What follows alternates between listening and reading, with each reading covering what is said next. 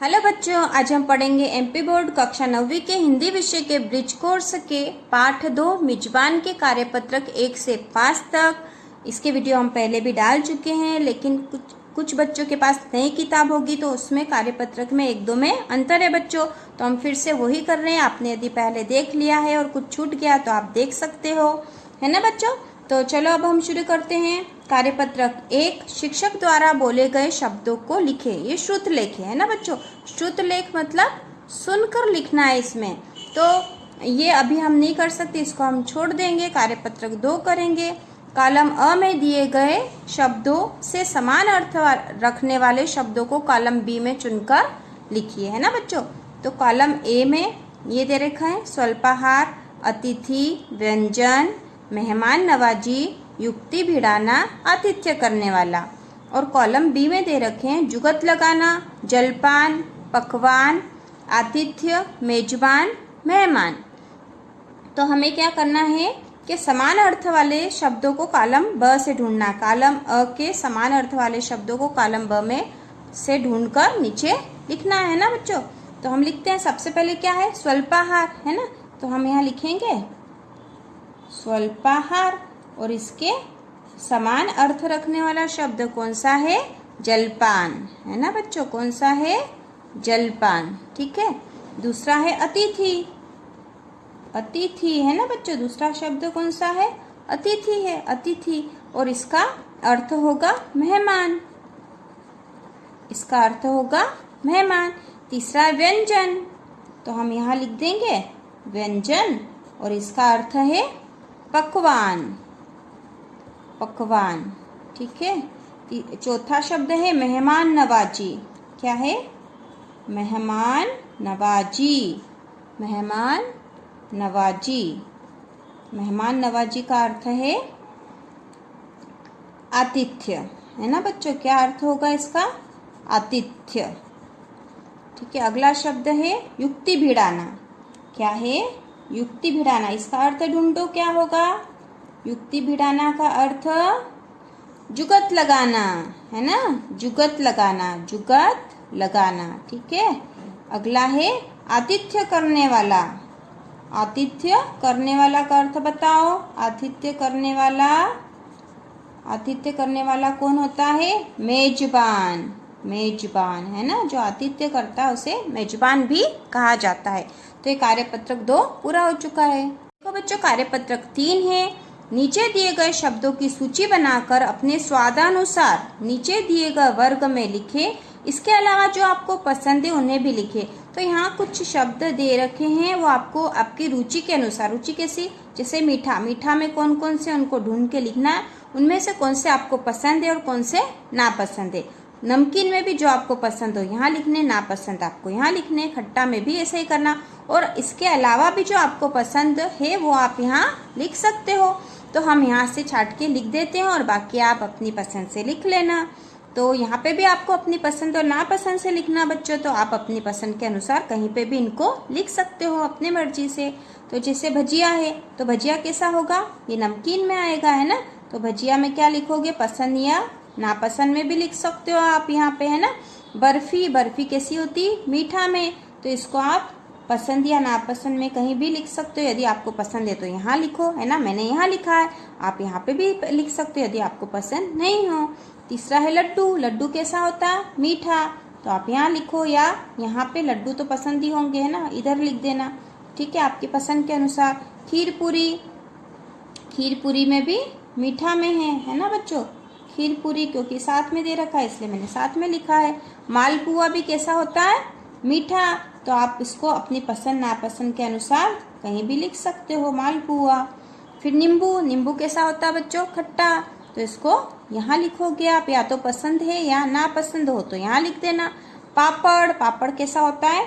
नमकीन होता है, तो पसंद या नापसंद में आप इधर या इधर लिख देना। सेब, सेब कैसा होता है? सेब, सेब कैसा होता है बच्चों? मीठा, तो सेब को हम यहाँ पसंद या नापसंद में कहीं पे लिख दो। मैंने यहाँ पसंद में लिखा है। पपीता, पपीता भी मीठा होता है, तो हम पसंद या नापसंद में कहीं पर लिख सकते हैं। इमली, इमली कैसी होती है? खट्टी, तो ये भी आप पसंद या नापसंद में लिख सकते हो और इसके अलावा भी शब्द यहाँ लिख सकते हो आप। अब दिए गए संज्ञा शब्दों का वाक्यों में प्रयोग करें। यहाँ संज्ञा शब्द दे रखे और इनका हमें वाक्यों में प्रयोग करना है। तो मेहमान, एक परिवार में मेहमान आए। और भी कोई सा भी वाक्य आप बना सकते हो आपके अनुसार। हमारे घर मेहमान आए, कल हमारे घर मेहमान आएंगे, इस तरह का कोई भी वाक्य आप बना सकते हो। पापड़, तो मेहमान को पापड़ बहुत पसंद था। ठीक है बच्चों, या आप लिख सकते हो मुझे पापड़ बहुत पसंद है। थाली, मेहमान को भोजन की थाली परोसी गई। ठीक है, भोजन की थाली परोसी गई। पत्नी, एक परिवार में पति पत्नी रहते थे। ये मैंने पाठ में से ही लिख दिया है। एक परिवार में पति पत्नी रहते थे। भोजन, हमारे घर भोजन में दाल चावल बने हैं, है ना, दाल चावल बने हैं या चावल बने लिख दो। या मेहमान को भोजन परोसा गया, ये भी लिख सकते हैं। आप अपने अनुसार वाक्य बना के लिख सकते हो बच्चों, कोई सा भी वाक्य लिख सकते हो। अगला जो है, निम्नलिखित में से विशेषण विशेष्य को छाट कर लिखे। है ना बच्चों, क्या लिखा? विशेषण और विशेष्य को छाट कर लिखना है। तो विशेषण किससे कहते हैं, है ना, ये आपको पता होगा या तो विशेषण। तो यदि नहीं पता हो तो अभी लिख लो आप, विशेषण किससे कहते हैं।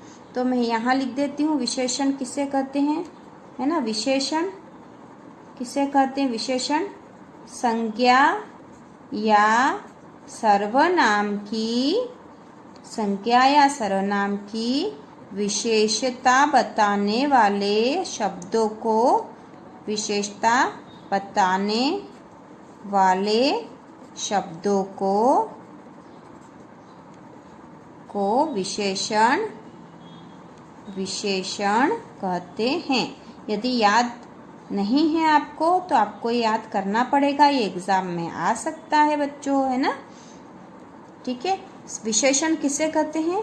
संज्ञा या सर्वनाम की विशेषता बताने वाले शब्दों को विशेषण कहते हैं। ठीक है, संज्ञा या सर्वनाम की विशेषता बताने वाले शब्दों को विशेषण कहते हैं।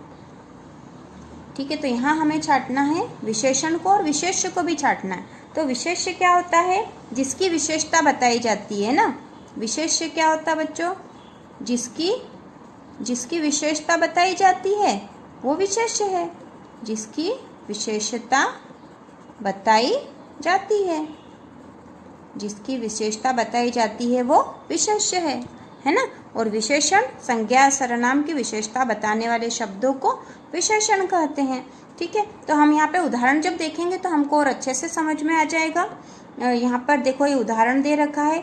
क्या बताऊँ भाई, इतना लंबा सांप था। तो यहाँ पे सांप कैसा था बच्चों? सांप कैसा था? लंबा था।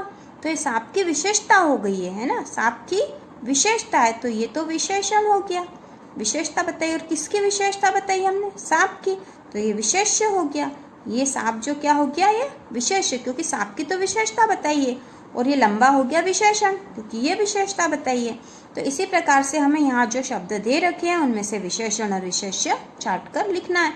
तो यहाँ तो एक उदाहरण दे दिया, लिख के बता दिया, लंबा सांप, है ना। सांप कैसा था? लंबा था। तो सांप तो विशेष्य है और लंबा विशेषण हो गया। उसी प्रकार जहरीला सांप, तो यहाँ पर विशेषण क्या होगा? जहरीला, है ना। जहरीला जो है ये विशेषण हो गया और विशेष्य क्या हो गया? सांप। इसी प्रकार दूसरा है करारे पापड़। पापड़ कैसे हैं? करारे हैं। तो पापड़ की विशेषता क्या हो गई? करारे। तो यहाँ विशेषण हो गया करारे और विशेष्य हो गया पापड़। ठीक है, अब है गर्म गर्म रोटी। रोटी कैसी है? गर्म गर्म है। तो विशेषण हो गया गर्म गर्म, गर्म गर्म, और विशेष्य हो गया रोटी। उसी प्रकार अगला है खास मेहमान। मेहमान कैसे हैं? खास है, तो विशेषण क्या हो गया? खास, और विशेष्य हो गया मेहमान। तो ये हमारा कार्यपत्रक हो चुका है ना बच्चों। और आपको इसमें विशेषण और विशेष्य याद करने हैं। देखो बच्चों, कार्यपत्रक 4 है। अपने दैनिक जीवन में उपयोग में आने वाले मुहावरों को लिखते हुए उनके अर्थ लिखे। तो दैनिक जीवन में जो मुहावरे उपयोग आ रहे हैं उनको लिखना है और उनका अर्थ लिखना है। तो कोई से भी मुहावरे यदि जो भी आपको याद हो तो आप लिख सकते हो इसमें। जैसे मैं लिख देती हूँ 9 2 11 होना, है ना बच्चों। क्या लिख दूंगी मैं? 9 2 11 होना, 9 2 11 होना, ठीक है। तो ये मुहावरा और इसका हमें अर्थ ही लिखना है ना, वाक्यों में प्रयोग करने के लिए नहीं लिखा है, तो हम केवल अर्थ लिखेंगे। 9 2 11 होना, भाग जाना। 9 2 11 होना मतलब भाग जाना। पुलिस को देखकर चोर 9 2 11 हो गए। दूसरा है आँख का तारा। आँख का तारा, आँख का तारा का अर्थ है बहुत प्यारा, बहुत प्यारा। मोहन अपने माता पिता की आंखों का तारा है। ये लिख सकते हो, कोई सा भी नाम आप बता सकते हो। उदाहरण के तौर पर आँख का तारा हो गया। अब है पापड़ बेलना। पापड़ बेलना, परेशान होना, परेशान होना, है ना। इसका यदि प्रयोग करेंगे तो अपने बेटे को नौकरी पर लगाने के लिए पिताजी बहुत अधिक पापड़ बेल रहे हैं, है ना। इस तरह का हम लिख सकते हैं। चौथा है जुगत लगाना। जुगत लगाना, इसका अर्थ क्या होगा? उपाय करना, उपाय करना। मेहमान ने पापड़ लेने के लिए बहुत सी जुगत लगाई। और अगला अपन लिख देंगे लोहा लेना। लोहा लेना, और इसका अर्थ होगा मुकाबला करना, मुकाबला करना।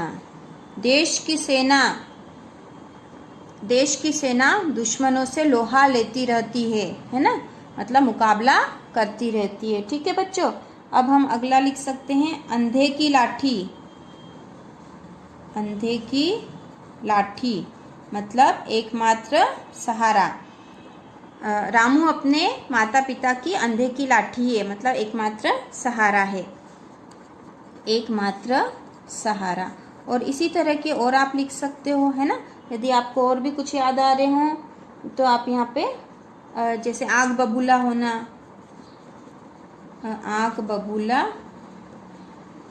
होना, बहुत अधिक क्रोध करना, बहुत अधिक क्रोध या गुस्सा करना, ठीक है। और इस तरह के हम और लिख सकते हैं बच्चों। अब हम कार्यपत्रक 5 देख लेते हैं। निम्नलिखित शब्दों का उपयोग करते हुए कहानी लिखे। तो इन शब्दों का उपयोग करते हुए हमें एक छोटी सी कहानी लिखनी है यहाँ पे। तो ये शब्द देखो, काकी, हलवा, व्यंजन, बूढ़ी, कचौरी, मेहमान, गांव, शादी। तो इन शब्दों का प्रयोग उस कहानी में होना चाहिए। तो यहाँ पर हम कोई सी भी कहानी लिख सकते हैं, है ना। जैसे बूढ़ी काकी से बूढ़ी काकी कहानी याद आ रही है, तो आप कोई सी दूसरी भी लिख सकते हो। बूढ़ी काकी को हलवा और कचौरी बहुत पसंद थे, बहुत पसंद थे, पर घर के लोग उसे ये बनाकर नहीं देते थे। एक बार गांव में शादी थी, वहाँ बहुत से व्यंजन बने थे।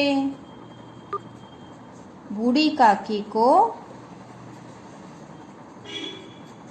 काकी उस शादी वाले घर के पास रहती थी। उसे न्योता नहीं मिला था।